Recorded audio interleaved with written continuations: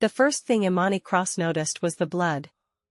Not much, just a thin trail of it, darker than the burgundy carpet, leading from the master bedroom toward the private bathroom. At 2:47 a.m. in the Baek family compound, blood was either a death sentence or a test, and Imani had no interest in finding out which.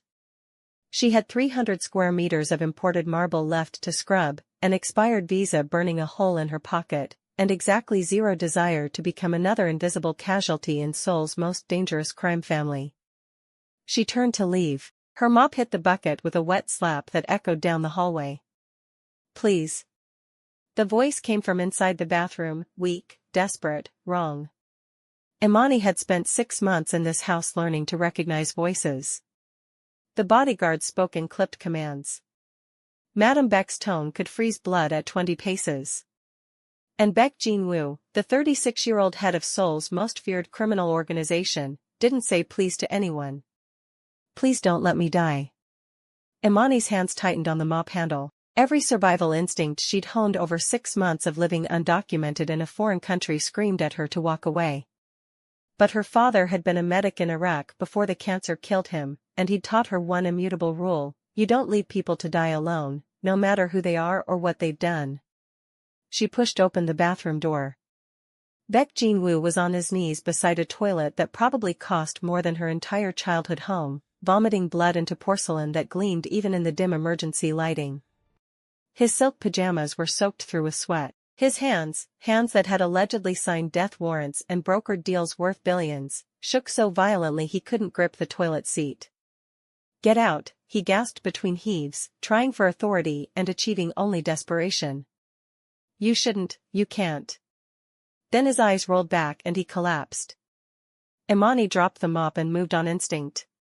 She caught him before his head cracked against the marble, her chemistry major brain cataloging symptoms even as her hands checked his pulse. Tachycardia, at least 140 beats per minute. Skin cold and clammy despite the sweat, pupils dilated and sluggish. Cyanotic discoloration around his lips and fingernails. Muscle tremors. Fresh blood on his teeth. "Where's your doctor?" she demanded, lowering him carefully to the floor. "Drunk. Next room." "Don't," he grabbed her wrist with surprising strength. "Don't call anyone. They can't know.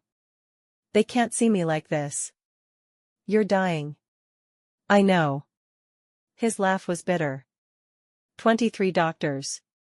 17 specialists. Tests that cost more than a house. Nobody knows why. "Stress," they said. "Psychosomatic. Rare autoimmune condition. All bullshit." His grip tightened. "Who sent you? Which family?" "Nobody sent me. I'm Imani. I will clean your toilets." He stared at her, trying to focus through obvious pain. "The American. The night shift. The one with the expired visa who can't afford to be found in your bathroom at 3 in the morning, yes." She tried to pull free. "I should get your mother." "No." The word came out sharp despite his weakness. "No family. No bodyguards. They're all waiting for me to die. Watching. Circling." Another spasm of tremor shook him. "My brother wants my position. My uncle thinks I'm weak. Even my own men are making contingency plans. If they see me like this, then they'll finish what's already killing you," Imani finished quietly. Jin-woo's eyes sharpened. "What do you mean, what's killing me?" "The doctors said." "The doctors are wrong." She sat back on her heels, her mind racing through 3 years of biochemistry courses she'd never finished. "I need you to tell me exactly what you're experiencing. Every symptom. Timeline. Everything." "Why would I tell you anything?" "Because I spent 2 years in Howard University's toxicology lab before my life fell apart, and I've seen symptoms like this before." She met his eyes. "Because you just said nobody knows what's wrong with you, and I think I might, and because if I'm right, you have maybe 2 weeks before your organs shut down completely." Jin-woo studied her face for a long moment. Then he nodded. "Started 4 months ago." Mild nausea after board meetings. Though it was stressful, we were in the middle of a territory dispute with the Park family. Then came the metallic taste. Numbness in my fingers and toes. Doctors ran every test. Nothing. When did it get severe? Month 3. Couldn't keep food down. Muscle weakness. Confusion. Memory gaps. One of my lieutenants had to remind me of a meeting I'd called myself. His voice dropped. That's when I knew something was really wrong. I won't forget. Ever. And now? Now I can barely walk without help. My hands shake constantly. I'm vomiting blood. My heart rate spikes randomly. I black out. And every doctor I've seen either thinks I'm dying of something undiagnosable or losing my mind. He looked at her. So tell me, what do you see that they didn't? A pattern. Gradual onset, progressive deterioration, multi-system involvement. No fever, no obvious infection markers. Symptoms that get worse over time but not in the acute way that suggests disease. This looks like chronic toxic exposure. Jin-woo went very still. Poisoning, plant-based, if I'm right. Something that accumulates slowly, metabolizes in ways that standard toxicology screens miss. Something beautiful and deadly that's been hiding in plain sight. Imani stood up. What's the one constant in your life? Something you consume regularly, something that hasn't changed, something only you use? She watched his face as understanding dawned, and watched the exact moment when suspicion crystallized into terrible certainty. My tea, he whispered. Every morning for 12 years. Green tea from my father's estate in Hadding. It's my ritual, the only thing in my life that's mine, that's untouchable. Who prepares it? Mrs. Song. My mother's been an attendant for 25 years. Who else drinks from the same source? Nobody. My mother prefers barley tea. My brother drinks coffee. My sister doesn't touch hot beverages. Jin-woo's hands clenched into fists despite the tremors. It's just me. It's always been just me. Where's the tea stored? Kitchen. Second floor. Monthly shipment from Hadding, sealed in ceramic jars. Imani made a decision that would either save her life or end it. I need to see it. Now, why should I trust you? Because if I wanted you dead, I could have left you choking on your own vomit 5 minutes ago. She held out her hand. Because I'm risking deportation and probably worse just talking to you. Because I have a 13-year-old autistic brother in Baltimore who needs me to send money every month, and helping you is literally the stupidest possible choice for my survival. But I'm a scientist before I'm anything else, and if there's a toxin killing you that I can identify, I can't walk away from that puzzle. Jin-woo took her hand and let her pull him upright. He swayed dangerously, and she steadied him, struck by how light he was, how much weight he'd lost. If you're wrong, he said quietly, if this is some elaborate setup, then your guards will find me and I'll disappear. I know how this works. She met his eyes. But I'm not wrong. They moved through the silent house like ghosts. Jin-woo leaned heavily on her, his breathing labored. The marble floors were cold under her feet. Every shadow could hide a bodyguard, every corner could mean discovery and death. The kitchen was obscenely large, all stainless steel and imported appliances. Jin-woo pointed to a shelf near the window where traditional ceramic jars sat in neat rows, each one sealed with red wax and stamped with the Baek family crest. Imani opened the jar marked with this month's date. The aroma hit her immediately, high-quality green tea, bitter and fresh. But underneath it, something else. Something organic and slightly acrid that made her stomach drop. Do you have a magnifying glass? Any basic chemistry equipment? My office. I test pharmaceutical product purity there. Jin-woo gave her the code to his private lab. Go. I'll wait here. You'll pass out here, you mean? Probably. But if anyone finds us together in my lab, you're definitely dead. This way you might survive. Imani hesitated, then nodded and moved quickly toward his office. The lab was state-of-the-art: gas chromatography, mass spectrometer, compound microscope. She grabbed what she needed and returned to find Jin-woo slumped against the counter, pale and shaking but conscious. She spread the tea leaves across a white porcelain dish under the kitchen's bright lights. Even without magnification, she could see them, foreign leaves mixed with the green tea, their serrated edges and distinctive shape making her blood run cold. "Oh no," she breathed. She worked in his lab like a woman possessed, her hands remembering procedures she hadn't performed in 3 years. Extract the alkaloids. Test for the characteristic compounds. Run the samples through the mass spec. Every result came back the same. Aconite. The queen of poisons. When she returned to the kitchen, Jin-woo had managed to move to a chair.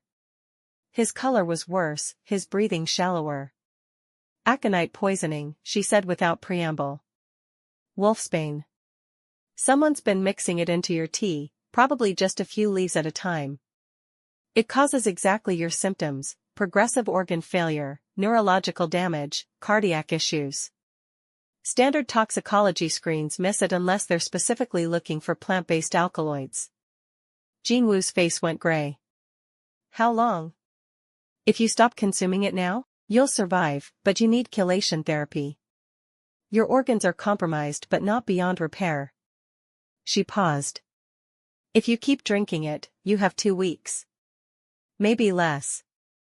Can you prove it?" "I have samples and test results in your lab. The evidence is clear." "Then we know what. Now we need someone."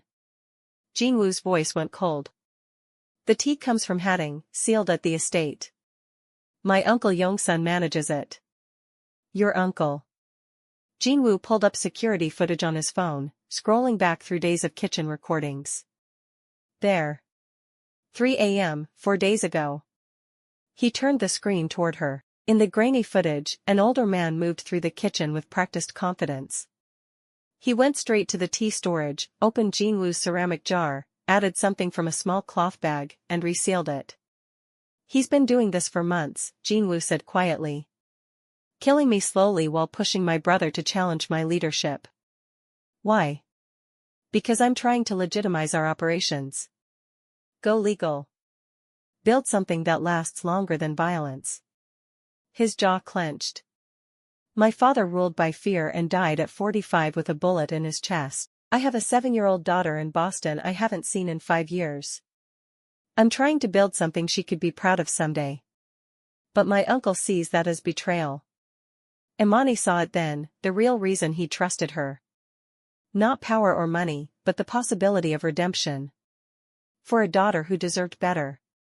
"We caught him," she said firmly. "We prove it. And then you get to live long enough to make things right." "How?" "If I stop drinking the tea suddenly, he'll know I've figured it out. He'll either accelerate or try something more direct. We replace the poison tea with clean tea. I'll prepare it myself. You pretend to keep declining, make it look like you're getting worse. Meanwhile, we watch everyone who has access. Eventually, he'll slip up or have to act when you're not dying fast enough." Jin-woo stared at her. "You want to run a sting operation on my family. I want to catch a murderer before he succeeds." Imani met his eyes. "Unless you have a better plan?" He was quiet for a long moment. Then, "This is insane. You're an undocumented immigrant suggesting we investigate my own family for attempted murder. If this goes wrong, I'll be dead or deported, I know. But I'm in this now. And I'm not walking away." "Why?" His voice was almost a whisper. "Why risk everything for someone like me? I'm not a good man, Imani. I've hurt people. Destroyed families. So why save me?" "Because everyone deserves a chance to be better than they were," she said quietly. "And because your daughter deserves to know her father. And because the alternative is letting a murderer win." "Before we continue, can I ask you a question? Where in the world are you watching from? Comment below because we would love to know how far these stories travel, and hit that subscribe button because there are new stories you do not want to miss. They made a plan. Every morning at 5:45 a.m., Imani would slip into Jin-woo's quarters through the service corridor and prepare his tea using clean leaves. Jin-woo would drink it, then pour the contaminated tea Mrs. Song prepared down the sink. To everyone else, he would appear to be declining, but in private, he would heal. The first 3 days were terrifying. Imani moved through the house like a ghost, invisible to everyone except Jin-woo. If anyone noticed her, if anyone questioned her presence, the whole operation would collapse. But nobody noticed. Because nobody ever noticed the cleaning woman. By day 4, Jin-woo could walk to his room without assistance. By day 7, his color had returned and he'd gained back 5 pounds. The aconite was clearing from his system. But the real danger was just beginning. Your brother's been in the kitchen 3 times this week, Imani reported on night 8, reviewing security footage. Always between 2 and 4 a.m. Always near the tea storage. Sung-ho's getting nervous. He expected me to be dead by now. Jin-woo zoomed in. But look, he's not alone. In the footage, a second figure lurked in the doorway while Sung-ho examined the tea jar. Older, distinguished, moving with the confidence of belonging. They're working together, Imani realized. Your brother and your uncle. Of course. Sung-ho wants power, Young-sun wants ideology. Jin-woo's voice went cold. We need to catch them in the act. Make them desperate. How? Tomorrow, I'm calling a board meeting. I'm announcing that I'm making a full recovery and accelerating our legitimization timeline. Sell off all remaining gray market operations. Go completely legal within 2 years. That'll make them panic. Exactly. And when they do, we'll be ready. The board meeting was theater at its finest. Jin-woo, looking gaunt but determined, announced his recovery and his vision. Imani watched from the back, ostensibly cleaning but actually recording everything. She watched Sung-ho's face go pale. I watched him exchange a look with Uncle Young-sun, who sat in the corner with his expression murderous. Watched the board react with shock and carefully hidden calculation. You're destroying everything your father built, Young-sun said flatly. Father died at 45 with a bullet in his chest, Jin-woo shot back. I'm building something that lasts longer than that. The meeting dissolved into arguments, but Imani kept her eyes on Young-sun, who left immediately, pulling Sung-ho aside in the hallway. She couldn't hear what they said, but the body language was clear, angry, urgent, desperate. That night at 2:47 a.m., her motion alert triggered. Imani and Jin-woo watched the live feed from his office. Young-sun entered the kitchen, moving with purpose. He pulled out Jin-woo's ceramic jar, opened it. From his jacket, he withdrew a small vial filled with dark liquid. That's not more leaves, Jin-woo breathed. That's concentrated extract. They watched as Young-sun carefully added drops to the tea, resealed the jar. Then he turned and looked directly at the hidden camera. He smiled. I know you're watching, nephew. I don't know how you figured it out, but I know. This isn't personal. It's necessary. You're destroying everything your father built. Everything I helped build. He held up the vial. This is concentrated aconite. Enough to finish the job properly. I'm putting it in your morning tea. You're going to drink it because you never miss your morning ritual. And by tomorrow night, you'll be dead, Sung-ho will take over, and the Baek family will return to what it was meant to be. He pocketed the vial. Don't try to stop me. I have 12 men in this house loyal to me. If you come after me directly, they'll kill everyone you care about. Your mother. Your sister. That cleaning woman, yes, I know about her too. The feed went dark as he left. Jin-woo and Imani stared at each other in horror. He knows, she whispered. He knows everything, and he just confessed to murder on camera. Jin-woo was already moving, pulling a gun from his desk. But he's right about one thing, I can't move against him directly without starting a war. Then what do? We let him think he's won. We catch him in the act of trying to serve it to me. Jin-woo checked his gun with grim efficiency. He said tomorrow morning. That gives us 8 hours. They spent the night preparing. Jin-woo called his most loyal bodyguards, explained the situation, showed them the footage. Meanwhile, Imani prepared 2 batches of tea, one clean, one clearly labeled as poisoned. At 5:45 a.m., Mrs. Song entered the kitchen to prepare Jin-woo's morning tea. Imani watched from the pantry, phone recording. Mrs. Song opened the ceramic jar, measured out the leaves, and began brewing. She didn't see Young-sun enter behind her. "Let me help you with that," he said smoothly, taking the teapot. "I want to make sure my nephew gets exactly what he needs this morning." Mrs. Song frowned. "Sir, I've been preparing." "I know. But today is special. Family tradition. Go check on Madam Baek." Mrs. Song hesitated, then bowed and left. The moment she was gone, Young-sun pulled out the vial and added 3 drops to the tea. "Perfect," he murmured. "Goodbye, nephew."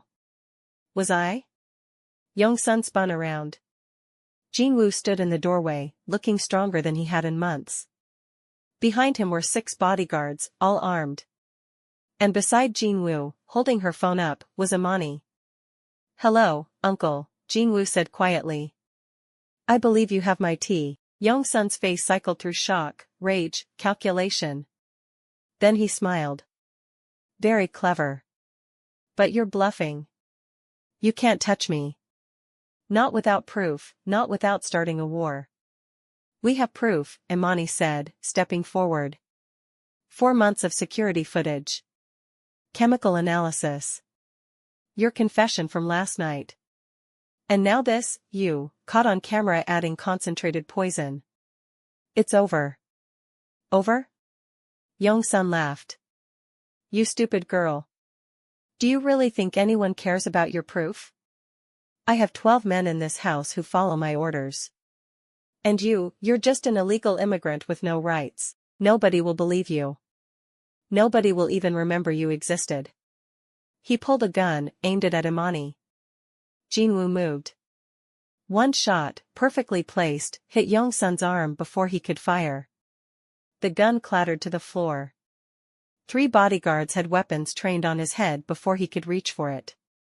"You're wrong about one thing, uncle," Jin-woo said coldly. "I'm not my father. I don't rule by fear alone.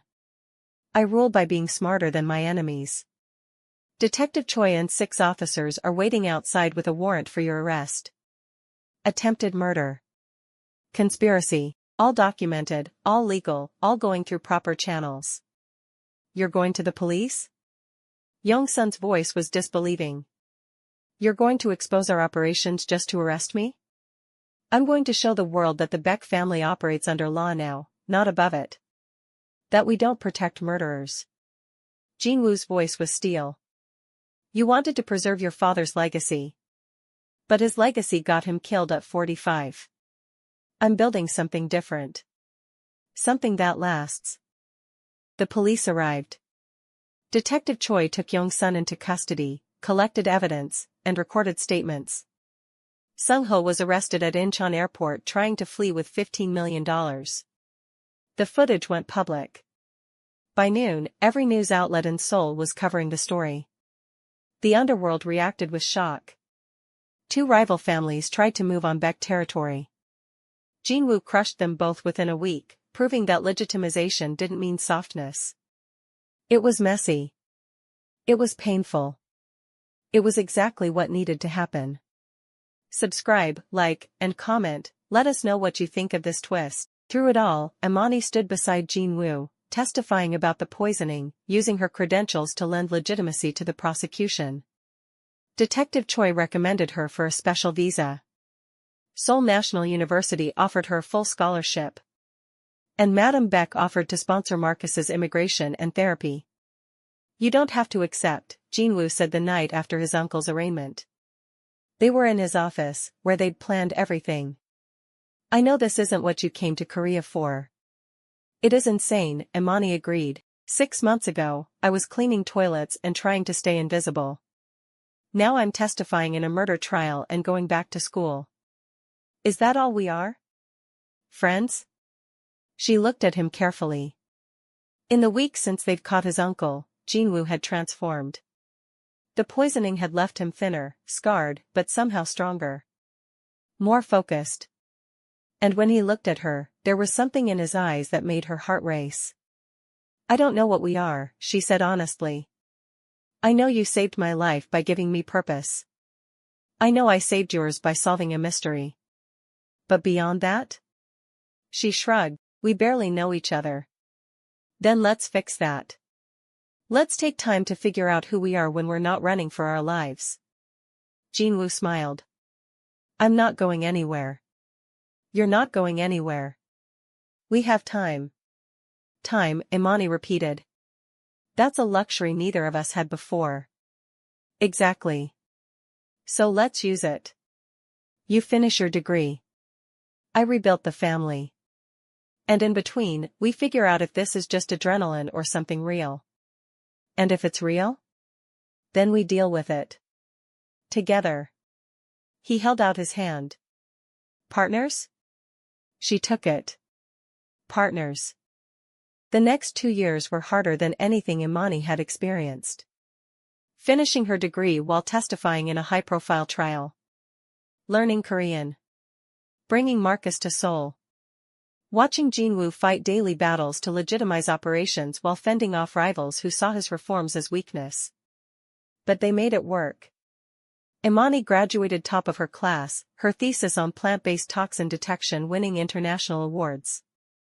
Marcus thrived in Seoul's specialized programs, eventually studying computer science at Korea University. Jin-woo successfully converted 70% of Baek operations to legitimate businesses. And slowly, carefully, the partnership between Imani and Jin-woo deepened into something more. It happened in small moments. Jin-woo attended her graduation and cheered louder than anyone. Imani stayed up all night to help him prepare for crucial negotiations. Marcus teaches Jin-woo chess. Madame Baek invites Imani to family dinners and treats her like a daughter. They didn't rush it. Neither said anything explicit. But the space between them slowly filled with trust, respect, and the kind of intimacy that comes from seeing someone at their worst and choosing to stay. 2 years after catching his uncle, Jin-woo called Imani into his office. He was staring at a laptop screen, his expression unreadable. I wrote to Sarah, he said without preamble. My daughter. Told her everything, the poisoning, the changes, you. Asked if she'd be willing to talk. When? 3 weeks ago. She responded today. He turned the laptop toward her. Imani read the email. Careful, measured, neither warm nor cold. Sarah acknowledged receiving the letter. Asked if they could start with monthly video calls. Ended with, I'd like to know you, if you're willing to let me. She wants to know me, Jin-woo whispered, and Imani heard the wonder in his voice. Of course she does. Because you did the work. You changed. You built something worth showing her. Our promise. None of this happens without you. He looked at her, and there was something raw and vulnerable in his expression. Imani, I need to tell you something. Jin-woo. I'm in love with you. The words came out in a rush. I have been for at least a year. I've been trying not to be, trying to respect boundaries. But Sarah's email made me realize, life is too short to pretend I don't feel what I feel. So I'm telling you. Not because I expect anything. But because you deserve honesty. Imani's heart was pounding. You can't just, we have a working relationship. I want to build something more. If you feel even a fraction of what I feel. He stood, moved toward her. But if you don't, if this ruins everything, I'll accept it. We'll go back to being colleagues and I'll never mention it again. Why now? Because I'm going to meet my daughter for the first time in years, and she's going to ask if I'm happy, and I can tell her about the business, about all the surface accomplishments. But the truth is, his voice cracked. The truth is I'm not fully happy. Because every time I'm with you, every time we argue about something stupid or you call me out for bad decisions or you laugh at my terrible jokes, I feel more alive than I have since before my father died. And I want to tell my daughter that I found someone who makes me want to be better. Someone who saved my life in more ways than one. Imani felt tears burning. I'm scared, she admitted. Because yes, I feel it too. I've felt it for longer than I want to admit. But loving you means committing to this world, accepting that you'll always have enemies and complications. Then don't think of it as giving something up. Think of it as choosing something better. Jin-woo took her hands. I'm not asking for perfection. I'm asking for partnership. For us to build something together that's worth all the complications. She kissed him. It was terrifying and liberating and felt like finally admitting something she'd been hiding from for 2 years. His arms came around her, careful and sure. Fair warning, she said against his lips. Marcus needs to approve of you first. Marcus loves me. I taught him chess. You let him win. Same thing. They pulled apart, and Jin-woo rested his forehead against hers. 3 years ago, I was dying in a bathroom and you refused to let me. Everything good in my life traces back to that moment. Do you choose to help instead of walking away? You would have done the same for me. No, he said honestly. The man I was then wouldn't have. He was too suspicious, too isolated. But the man you helped me become? He absolutely would. 3 years after that night in the bathroom, Jin-woo proposed to Imani in the same office where she'd first analyzed the poison tea, where they'd planned to catch his uncle, where they'd stood watching dawn and decided to trust each other. He'd restored it exactly as it had been. This is where it started, he said. You, me, and a murder mystery that changed everything. I wanted to ask you here because this is where I learned what it means to be saved. Not just from poison, but from myself. From the life I thought I was trapped in. He pulled out a simple platinum ring with a single perfect diamond. You gave me hope when I had none. You gave me a reason to fight.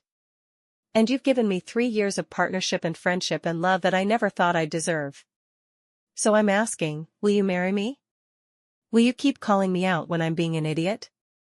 Will you help me keep building something worthy of our future? Will you be my partner in everything, forever? Imani looked at the ring, at the man holding it, at the life they'd built together from poison and desperation and stubborn hope.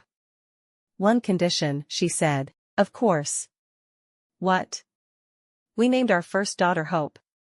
Because that's what you gave me too, hope that I could rebuild my life, hope that taking risks could pay off, hope that love could exist even in impossible circumstances.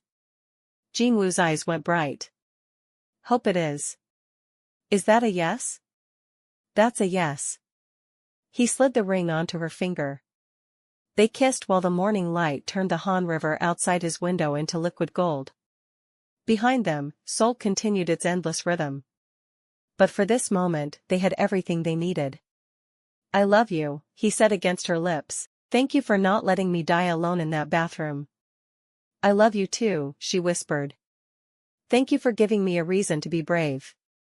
They married 6 months later in a ceremony that blended Korean and American traditions. Madame Baek beamed in the front row next to Marcus and Sarah, who'd flown in from Boston. Detective Choi gave a toast about arresting the groom's uncle but still getting invited to the wedding. Imani's former toxicology professor flew in from Atlanta to witness his star student marrying the man she'd saved. And somewhere in that lecture hall, maybe there was another invisible person learning that they mattered, that their perspective had value, that the world might need them in ways they'd never imagined. Because the dangerous can become beautiful. The invisible can become invaluable. And the dying can be reborn into something stronger than before. Let me know where you are watching this from in the comments below. Please subscribe, like, and comment.